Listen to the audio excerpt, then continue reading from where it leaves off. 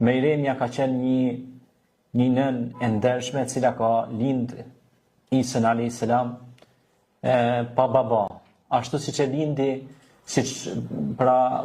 ashtu siç e krijoi faktikisht, siç e krijoi pra Ademin pa babë pa nanë.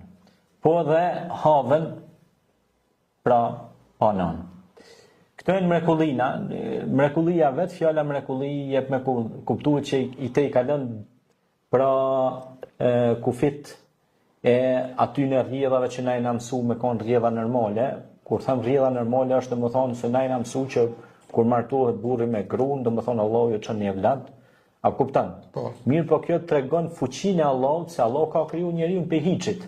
Awalam yara al-insanu anna khalaqnahu min nutfatin fa idha huwa khasimun mubin.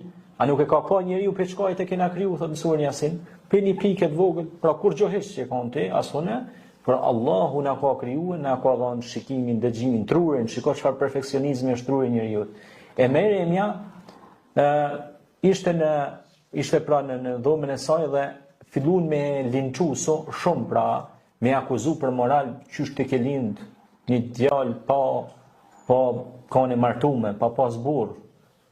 Edhe e akuzun moral shumë, edhe unë dije shumë keq që unë mbyll edhe luste Allahun subhanahu wa taala, dhe kur thuhet se kishte hi